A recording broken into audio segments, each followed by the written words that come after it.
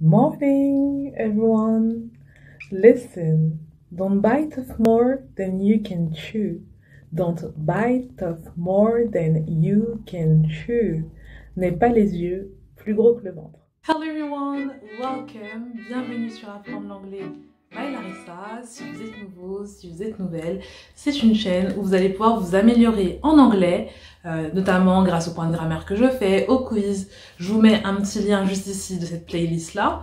Et également, grâce aux témoignages, vous allez pouvoir avoir le retour d'expérience de personnes qui sont parties au sein de pays anglophones et qui apportent des informations sur leur expatriation, sur leurs études, sur comment ils ont trouvé un stage. Donc voilà, je vous mets encore la petite playlist juste ici. Mais aujourd'hui, je vais répondre à une question que j'ai posée sur Instagram qui est I wrote a letter, I have written a letter. I wrote a letter, I have written a letter. Est-ce que tu saurais m'expliquer la différence d'usage entre ces deux phrases? Donc ceux qui me suivent pas, voilà, vous ratez seulement. Donc je vais répondre à cette question-là.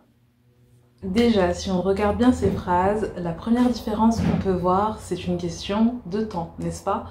D'un côté, vous avez I wrote a letter, et de l'autre côté, vous avez I have written a letter. Donc, c'est le temps.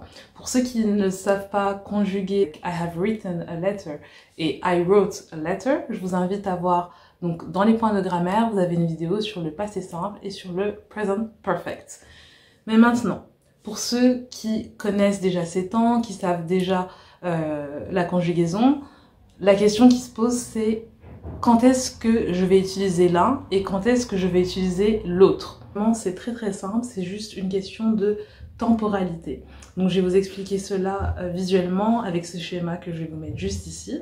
Si vous dressez un tableau du temps, d'un côté vous mettez le présent et de l'autre côté le passé, ça va vraiment vous aider à savoir quand utiliser le passé simple et quand utiliser le present perfect. Donc on notera dans ce tableau I wrote a letter, I wrote a letter, et de l'autre côté, on notera I have written a letter. La différence, c'est que I wrote a letter, c'est une action qui est passée et terminée. C'est fini, cette lettre-là, on l'a écrite.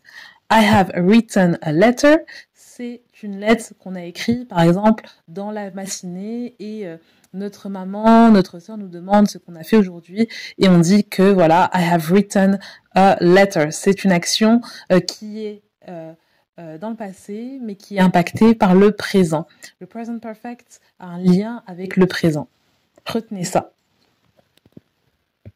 Maintenant, je vais vous passer en revue 3 phrases. Ça vous permettra de comprendre dans quel contexte vous allez pouvoir utiliser le present perfect et dans quel contexte vous allez pouvoir utiliser le simple past. I have been in France. Ici, vous voulez dire que vous avez déjà visité la France durant votre vie. C'est flou. À un moment donné, vous avez vu la France. I was in France in 1998. Ici, c'est un moment précis. Vous voulez dire que à cette date-là, à cet instant-là, pendant ce mois-là, pendant cette journée-là, vous étiez en France. C'est du passé et c'est terminé. Voilà.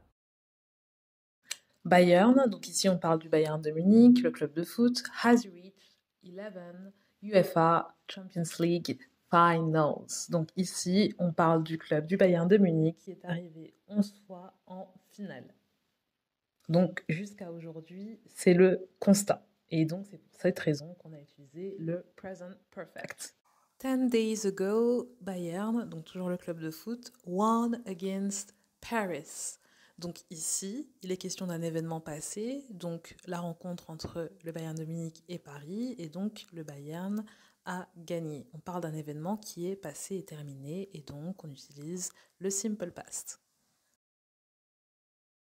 Vous avez 2 photos. Vous dites « Wow, I have grown up ». Donc ici, vous avez les 2 photos devant vous et vous voyez bien l'évolution de quand vous étiez petite et vous avez grandi. Donc « I have grown up ». On voit bien ici l'impact de la photo du passé sur la situation actuelle du présent. Maintenant, si on prend juste cette photo, vous pourriez dire « I was little ». Donc qui veut dire que vous étiez petite. Vous regardez la photo et vous remarquez que voilà, vous étiez tellement petite. C'est le constat que vous êtes en train de faire d'une photo qui représente un moment du passé et qui est terminé, un moment précis. Il n'y a pas d'évolution ici. Si vous avez compris, est-ce que vous pouvez m'écrire des phrases au present perfect et au simple past avec le verbe read? Ou je vous laisse écrire dans les commentaires des phrases present perfect et passé simple, simple past. J'espère que cette vidéo vous aura permis de comprendre une bonne fois pour toutes la différence entre le present perfect et le simple past. C'est tout pour moi pour aujourd'hui et je vous dis à très bientôt.